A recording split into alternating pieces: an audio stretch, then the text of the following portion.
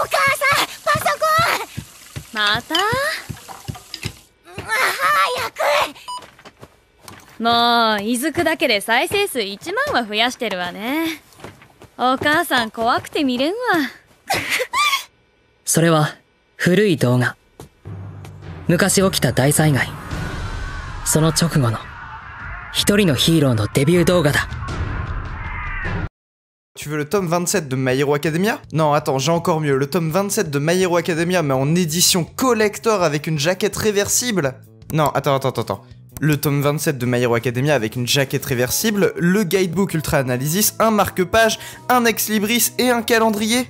Bien évidemment, le tout gratuitement livré chez toi. Alors je te donne rendez-vous sur mon compte Twitter, il y a actuellement un concours en épinglé. Pour participer, il te suffira juste de me suivre, de retweeter et de commenter en mentionnant 2 amis à toi. Et tu peux également doubler tes chances en rejoignant le Discord de la communauté de sa liste. Donc n'attends pas et fonce participer à ce concours afin de gagner le tome 27 de My Hero Academia en édition collector. Je te laisse maintenant avec la vidéo. Cette vidéo contient du spoil. Si tu n'es pas à jour dans les scans de My Hero Academia, je te déconseille fortement de la regarder. Pour les autres, bonne vidéo.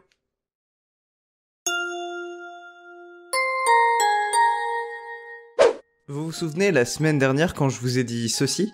Bonjour à tous, nouvelle semaine, nouveau chapitre. Nous nous retrouvons aujourd'hui pour la review du chapitre 295, le dernier de cette année 2020. Eh bien il faut croire que j'avais tort étant donné qu'il ne s'agissait pas du dernier chapitre de 2020. Le chapitre 296 est sorti avec un peu d'avance et il conclut de manière phénoménale le plus grand arc de tout My Hero Academia jusqu'à aujourd'hui. Bonjour à tous, c'est Sadiste. Et aujourd'hui, nous allons faire la review du chapitre 296 de My Hero Academia.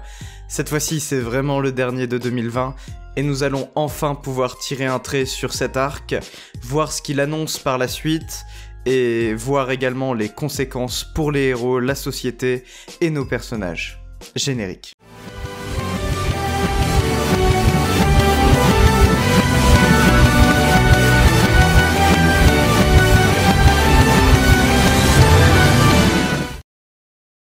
Le chapitre s'ouvre sur une ville en ruine, et une voix off nous explique que les héros de première ligne ayant survécu à l'attaque de Shigaraki se dirigeaient maintenant vers le front. Sur la page suivante, il nous est expliqué que les héros qui ont survécu à l'attaque de Shigaraki ont essayé de l'arrêter, malheureusement en vain.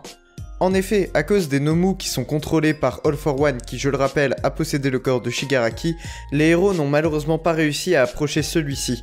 Les Nomu sont beaucoup trop forts pour eux et ils n'ont réussi qu'à en arrêter que 3. Ce qui signifie que 7 Nomu ont réussi à s'enfuir avec Shigaraki. On nous explique par la suite que Mr. Compress et Gigantomachia ont réussi à être arrêtés par les héros.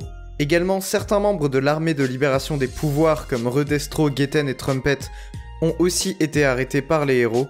On nous explique sur la page suivante qu'il y a eu en tout 16 929 vilains d'arrêtés, mais que 132 d'entre eux ont été portés disparus, probablement à cause de Gigantomachia qui les a potentiellement tués. Et c'est là-dessus que la narration s'arrête et que nous revenons à la situation actuelle avec les pensées des personnages ainsi que leur voix. On constate que Himiko Toga est toujours en pleine fuite, et que la situation est très critique. On peut voir des débris un peu partout avec des voix s'en échappant demandant de l'aide. Le focus est fait sur 2 enfants avec un petit garçon écrasé par une pierre et sa sœur qui essaye de l'en sortir. Alors que les 2 enfants manquent de se faire écraser et de mourir, ils se font sauver de justesse par Ochako et Tsuyu. Nous pouvons voir les 2 héroïnes dépassées par la situation en train d'essayer de retrouver les parents des 2 enfants ainsi que d'aider les autres héros et sauver des blessés. Alors que Ochako repart pour aller aider les autres héros, elle se fait interrompre par un homme qui lui demande de l'aider car sa femme est restée à l'intérieur des décombres. On peut voir que Ochako est surmenée par la tâche qui lui est demandée, mais elle doit essayer de sauver un maximum de monde et pourquoi pas tout le monde. On peut alors voir dans un enchaînement de 4 cases consécutives qu'il y a beaucoup de gens qui ont besoin d'être secourus et qu'il y a malheureusement trop peu de héros par rapport au nombre de gens qui ont besoin d'aide. Mais le rythme effréné des cases précédentes s'interrompt brutalement lorsqu'un héros dit qu'il en a marre de ce qu'il fait. Il explique que c'était juste une grosse erreur pour lui de devenir héros et qu'il devrait juste changer de métier. Bien évidemment, Ochako qui se situe juste derrière ce héros entend tous les monologues de celui-ci et constate que même un héros peut parfois abandonner. Bien évidemment, cela choque Ochako étant donné que celle-ci pense plutôt l'inverse, qu'il faudrait donner son maximum pour sauver le plus de gens possible. Il s'agit bien évidemment des valeurs instaurées par Izuku, de dépasser ses limites et de toujours faire en sorte de sauver le plus de gens possible avec le sourire. Malheureusement, dans les dernières scènes, aucun héros ne sourit.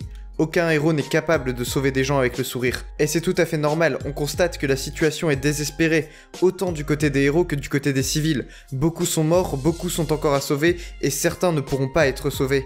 Et c'est là-dessus qu'une magnifique transition s'opère, et que l'on retrouve certains apprentis héros en pleurs, devant le masque complètement tordu de Midnight. Nous comprenons en tant que lecteurs qu'il s'est passé quelque chose d'horrible pour Midnight, et c'est ainsi que la narration reprend son cours, et nous explique que Shigaraki était bel et bien mort dans cette cuve, et que l'appareil qui était censé le ressusciter avait bien été détruit. D'ailleurs, le choc électrique censé ressusciter Shigaraki était tellement faible que même X-Less, qui était juste à côté de Shigaraki au moment de son réveil, n'avait même pas senti cette décharge électrique. On nous explique donc que ce qui a ramené Shigaraki à la vie n'était pas cet appareil ni cette décharge électrique, mais bien sa ténacité et son animosité à vouloir faire le mal.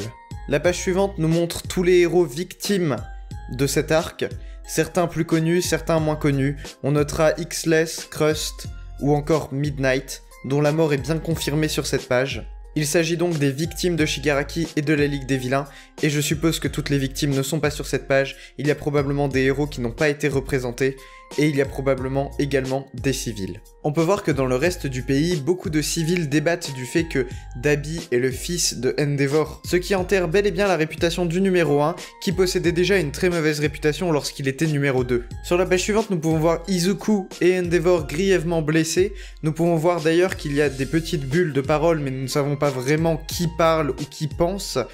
Une des bulles nous indique « Peut-être que je devrais déménager à l'étranger ». Alors, s'agit-il des pensées d'Izuku ou des pensées d'un autre personnage? Je ne sais pas vraiment, mais en tout cas, cela peut potentiellement annoncer un futur arc de My Hero Academia avec les élèves dans un autre pays. L'intérêt étant, comme All Might à l'époque, de s'entraîner en dehors du Japon et de revenir plus fort en tant que symbole de la paix. On peut voir en bas de cette même page des élèves de l'école qui étaient présents lors du rattrapage de l'examen provisoire. L'un d'entre eux dit que tout ira bien et que c'est ce que Five Winnies leur a dit, sous-entendu c'est le petit pseudo qu'ils avaient donné à Shoto à cause de son équipement. Enfin, sur les 2 dernières pages du chapitre, nous arrivons sur Tartarus, et nous pouvons voir All for One, à travers le corps de Shigaraki, ordonner Onomu de venir le libérer de Tartarus, ce qui annonce le fameux arc Prison Break, qui était un arc potentiel de la suite de My Hero Academia, théorisé par beaucoup de gens de la communauté. Nous pouvons donc nous attendre à un retour de Stain, de Overhaul, et bien évidemment de All for One, qui sont tous les 3 enfermés à Tartarus,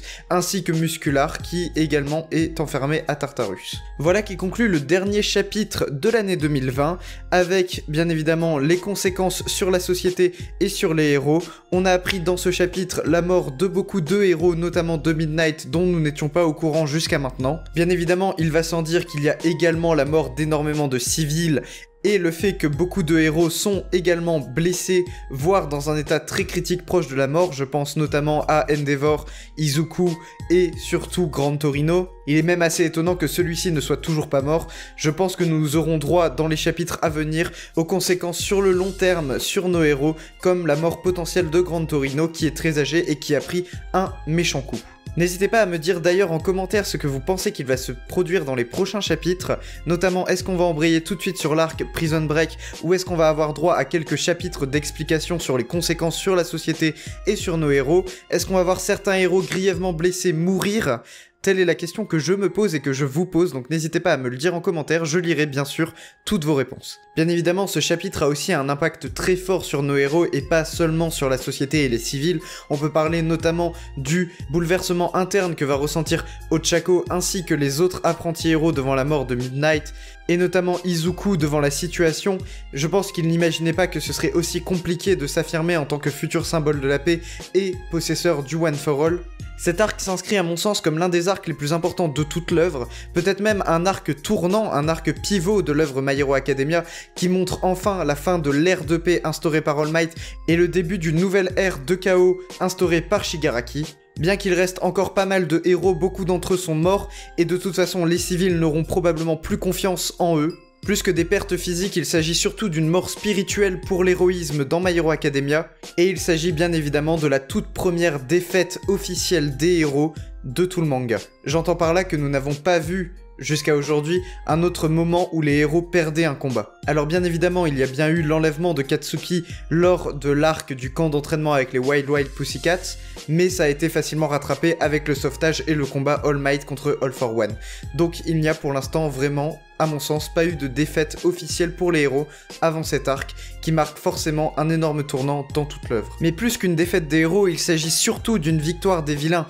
En effet, jusqu'à maintenant, les vilains ne gagnaient pas et ne pouvaient pas gagner en principe, étant donné que My Hero Academia est considéré par beaucoup de gens comme un manga assez enfantin, assez puéril, où le héros gagne forcément grâce au pouvoir de l'amitié, et parce qu'il se surpasse, et parce que au-delà des limites plus ultra, mais cette fois-ci on nous a prouvé à nous lecteurs que ce n'était pas comme ça que ça allait se passer dans My Hero Academia, et qu'on se rapprochait d'un univers de plus en plus sombre et de plus en plus chaotique. Si, dans les premières saisons, My Hero Academia pouvait se voir comme un côté tout blanc et un côté tout noir, cet arc nous a bien montré la limite grise de My Hero Academia, avec des héros parfois considérés comme des monstres, des vilains pour lesquels on pourrait avoir de l'empathie, et bien évidemment une victoire ici des vilains qui laisse un goût amer au lecteur, mais finalement, est-ce que le goût qui nous est laissé est si amer que ça? Est-ce que finalement, nous, en tant que lecteurs, on considère ça comme une véritable défaite? Il y a beaucoup de gens fans de My Hero Academia qui aiment la Ligue des Vilains et qui aiment Shigaraki. Certains pourraient même se réjouir de la victoire de Shigaraki, étant donné qu'il s'agit pour ce personnage d'un développement très intéressant, et encore une fois, cela démontre que My Hero Academia ne se limite pas à une simple victoire des héros, et les vilains sont vilains, et les héros sont gentils. Bref, tout comme Izuku, le lecteur grandit à travers cet arc, et on se retrouve avec un manga qui n'a plus rien à voir avec ce qu'il était juste avant. Cet arc est donc pour moi le plus important de toute l'œuvre. C'était tout pour ma review sur ce chapitre 296, le dernier de cette année 2020. On se retrouvera donc en 2021 pour la prochaine review de Scan. En attendant, je vous demanderai de vous abonner, de laisser un pouce bleu et n'hésitez pas à partager la vidéo, à me rejoindre sur Discord également et sur Twitter. Passez de bonnes fêtes de fin d'année, c'était Sadiste, salut!